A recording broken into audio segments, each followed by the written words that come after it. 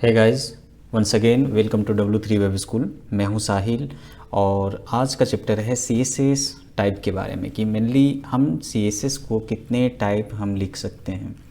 Basically CSS की अगर type की बात करें तो CSS 3 टाइप की, मतलब टाइप ऑफ CSS में अगर बात करें तो टाइप ऑफ CSS में 3 टाइप होती है। टाइप ऑफ CSS तो फर्स्ट इसमें होती है इंटरनल, सेकेंड आपकी है इनलाइन और थर्ड आपका होता है एक्सटर्नल। मेनली अगर इसको समझेंगे कि इंटरनल और एक्सटर्नल, देखिए मेनली बहुत ही सिंपल होती है कि जैसे इंटरनल, जैसे मान लीजिए कि एक सिस्टम है और सिस्टम के अंदर कोई भी एक जो मेमोरी है या फिर आपका रैम होती है या फिर आपका हार्ड डिस्क होता है, ये सब इंटरनली होती है। मेनली आप हार्ड डिस्क का ही एग्जांपल ले लीजिए कि अगर आपके सिस्टम में इंटरनल एक हार्ड डिस्क है तो उससे इंटरनल बोल सकते हैं। एक्सटर्नल का मतलब जस्ट लाइक पेन ड्राइव। तो इसमें हम यूज़ कैसे करते हैं और इसकी नुकसान क्या है। मान लीजिए कि अगर आप इंटरनल CSS का यूज़ करते हैं या फिर इनलाइन CSS का यूज़ करते हैं तो आपकी लोडिंग टाइम यहाँ पे वेबसाइट की बढ़ जाती है। इसीलिए हम बहुत बार इंटरनल या एक्सटर्नल का यूज़ बहुत कम करते हैं। और इनलाइन को अगर आप HTML के साथ यूज़ करते हैं, HTML के साथ अगर आप इनलाइन यूज़ करते हैं तो रिस्पॉन्सिव का एक इशू यहाँ पे हो सकता है कि जैसे मोबाइल फ्रेंडली वेबसाइट शायद यहाँ पे बन ना पाए। एक्सटर्नल जो होती है टोटली अलग होता है, HTML अलग हो जाती है और CSS अलग हो जाता है। चलिए हम एग्जांपल के साथ इसे देखते हैं किस तरीके से ये काम करता है और कैसे हम यूज़ कर सकते हैं इंटरनल, इनलाइन और एक्सटर्नल को। तो सबसे पहले हमें क्या करना है कि अपनी एडिटर में जाना है। जस्ट लाइक कि आपका मेरा एडिटर यहाँ पे है सबलाइन टेक्स्ट, तो मैं क्या करता हूँ यहाँ पे एक फ़ोल्डर के अंदर सेव कर लेते हैं एंड CSS और यहाँ पे देते हैं index.html और यहाँ पे आपको स्टार्ट करना है जैसे नॉर्मल HTML को स्टार्ट करते हैं। और ये सारे मेटा है तो सपोज़ करें कि मैं यहाँ पे दे देता हूँ CSS टाइप और ये जो हेड होती है ये ब्रेन होती है इसकी वेबसाइट की। तो यहाँ पे हम चलेंगे और यहाँ पे एक इंटरनल CSS हम लिखते हैं। जैसे अगर आपको इंटरनल लिखना है तो सबसे पहले स्टाइल को स्टार्ट करना है और स्टाइल को आपको क्लोज कर देनी है। और मान लीजिए कि भी बॉडी का कलर हमें कुछ अलग टाइप का चाहिए, मान लीजिए कि रेड चाहिए या ग्रीन चाहिए और व्हाटएवर जो भी आप कलर चाहते हैं उस हिसाब से चाहिए। तो यहाँ पे आप बैकग्राउंड और कलर ले सकते हैं, बैकग्राउंड के साथ आप कलर को अलग से एट्रीब्यूट आप यूज़ कर सकते हैं। सपोज़ रेड हमने लिया और एक बार हम देख लेते हैं कि ये वर्क हो रहा है या नहीं हो रहा है। तो मान लीजिए कि यहाँ पे चलता हूँ और कुछ इस तरीके से यहाँ पे वर्क हो जा रही है। देखिए मेनली होता क्या है, इंटरनल होता है कि आप CSS को यहीं पे लिखते हैं, मतलब एक सिंगल पेज में आप CSS का भी यूज़ कर रहे हैं और HTML का भी यूज़ कर रहे हैं। अभी आपको यहाँ पे आप चाहें तो देखिए मेनली क्या होगा, आपकी एक साइज़ होती है। देखिए मेनली आप जब वेबसाइट को डिज़ाइन करते हैं तो एक साइज़, मतलब मान लीजिए कि अगर HTML की साइज़ अगर 1 MB है और आपने CSS को भी उसी के अंदर रख दिया तो हो सकता है कि वो उसका साइज़ बढ़ जाए या बढ़ ही जाती है।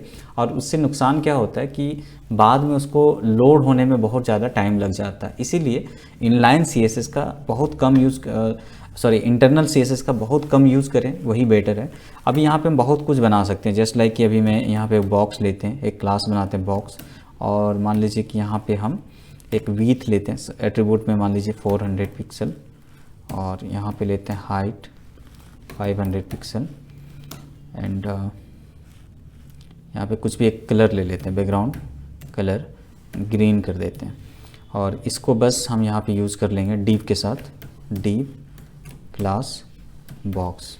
तो बेसिकली क्या है कि यहाँ पे इंटरनली हम काम कर रहे हैं, यहाँ पे हमारा जो भी HTML है उसके साथ हम CSS को अटैच कर रहे हैं और कुछ इस तरीके से आपको यहाँ पे नज़र आएगा। तो सिंपल क्या होता है कि आप CSS और HTML को एक साथ अगर आप लिखते हैं, एक साथ आप बनाते हैं तो ये इंटरनल हो जाती है। इसी को मैं एक और फाइल सेव करता हूँ, उसके बाद दिखाता हूँ इनलाइन कैसे लिखना होता है। तो मान लीजिए कि मैं यहाँ पे कर देता हूँ index2 और यहाँ से मान लीजिए कि ये चीज़ को मैं यहाँ से निकाल देता हूँ, यहाँ से लेके यहाँ तक। और इनलाइन का यूज़ कैसे होगा, तो अभी मान लीजिए कि बॉडी का कलर हमें कुछ चेंज करनी है, बॉडी का कलर कुछ अलग लेना है। तो यहाँ पे आपको, आप नॉर्मली इससे भी ले सकते हैं, स्टाइल भी ले सकते हैं और नहीं तो फिर एक सिंपल होता है जैसे BG कलर हमने मान लीजिए रेड ले लिया तब भी ये रेड हो जाएगी कुछ इस तरीके से। सॉरी, हमें अलग फाइल को ओपन करना है। देखिए रेड हो गई। आप चाहो तो यहाँ पे क्या कर सकते हैं कि एक तरीका और होता है इनलाइन CSS यूज़ करने का, कि आप बॉडी के अंदर स्टाइल लिखिए। यहाँ पे आप जो लेना चाहते हैं, सपोज़ करें कि बैकग्राउंड, जो भी एट्रीब्यूट आप इंटरनल एक्सटर्नल में यूज़ करते हैं सेम ही एट्रीब्यूट होती है, बट वो HTML के साथ अटैच होते हैं, HTML के साथ आप इसे लिखते हैं। तो यहाँ पर कुछ भी आप इस तरीके से देते चले जाएँ। आप यहाँ पर जो भी चीज़ देना चाहें इस तरीके से दे सकते हैं। तो ये एक्चुअली इनलाइन है। एंड यहाँ पे आप मान लीजिए कि यहाँ पे मैं कुछ भी एक लेना चाहते हैं, बॉक्स लेना चाहते हैं, तो डिव, और यहीं पे स्टाइल होती है, यहीं पे मान लीजिए कि विथ लेता हूँ, विथ ले लिया मान लीजिए 500 पिक्सल, एंड हाइट ले लिया कुछ भी लाइक 200 पिक्सल, और यहीं पे बैकग्राउंड कलर। तो इस तरीके से आप इनलाइन CSS का यूज़ कर सकते हैं। बेसिकली यहाँ पे मैं ले लेता हूँ रेड ब्लू के साथ, तो भी आपका ये बॉक्स बन जाएगी। तो कुछ इस तरीके से होती है। बट जैसे कि मैंने बताया कि इंटरनल और इनलाइन का यूज़ हम बहुत कम करते हैं, ना के बराबर ना करें वो बेटर है। बेसिकली क्या होता है कि आपका ये वेबसाइट मोबाइल में भी जाता है, तो वहाँ पे आपका ये प्रॉब्लम हो जाती है कि जब आप रिस्पॉन्सिव करते हैं तब ये रिस्पॉन्सिव में कुछ ठीक ठाक नहीं हो पाएगा, क्योंकि आप अपने अकॉर्डिंग इसको डिज़ाइन नहीं कर पाएंगे। तो ये प्रॉब्लम हो जाती है। दूसरी बात है कि इससे लोड भी आपका बहुत काफ़ी हद तक आपका बढ़ जाता है। और इसी का जो तीसरा जो है, मान लीजिए एक्सटर्नल की बात कर रहे थे, तो एक्सटर्नल का यूज़ कैसे करते हैं, तो यहाँ पे जाना आपको, सेव कर लेना है, इसको सेव एज कर लेते हैं हम, और इसका नाम देते हैं index3। एंड ये चीज़ को हटा देते हैं पूरी चीज़ों को। अब यहाँ पे एक्सटर्नल में क्या होता है कि आप दो फाइल बनाते हैं, एक आपकी हो जाती है HTML की, एंड सेकेंड आपका होता है जो CSS होती है। तो CSS को आप फोल्डर के अंदर भी रख सकते हैं, और नहीं तो नॉर्मल आप ऐसे नॉर्मल कुछ भी नाम दीजिए, लाइक style.css, आप कुछ और भी नाम अगर आपको है तो वो भी दे सकते हैं। तो बेसिकली इस तरीके से अलग अलग हो जाती है। अब दोनों का काम क्या होता है कि दोनों ही अलग अलग है, मतलब फोल्डर एक ही फोल्डर में दोनों है, बट यहाँ पे क्या है कि दोनों अलग अलग है। मतलब यहाँ पे CSS जाएगा और यहाँ पे HTML जाएगा, दोनों का लोड अलग अलग हो जाएगी। और यहाँ पे हम क्या करेंगे, इसको अटैच करना होता है, मतलब लिंक करना होता है। जो एक्सटर्नल CSS होती है उसे लिंक करना होगा आपको HTML के अंदर। तब यहाँ पे आपको लिखना पड़ेगा लिंक, और एंटर हिट करनी है। तो कुछ इस तरीके से एक सिंटैक्स आ जाता है, और यहाँ पे लिखना है जो भी फाइल का नाम था हमारा style.css। अगर आपको देखना है कि ये CSS आपका अटैच हुआ या नहीं हुआ, तो यहाँ पे कुछ मैं लिखता हूँ, और इससे मैं ओपन करता हूँ ब्राउज़र में यहाँ पे, और कंट्रोल U करके आप सोर्स फाइल में चेक कर लीजिए कि ये दिख रहा है, तो दिख रहा है, मतलब ये हुआ कि हमारा अटैच हो चुका है। अगर अटैच नहीं होगा, मान लीजिए कि मैं यहाँ पे 1 कर देता हूँ, और अगेन एक बार चेकआउट करते हैं, तो यहाँ पे देखिए नॉट फाउंड आ जाएगा, मतलब फाइल आपका अटैच नहीं हुआ है। तो ये आपको ज़रूर श्योर करना है कि आप जो फाइल बनाए हैं वो क्या अटैच हुआ है या नहीं हुआ है।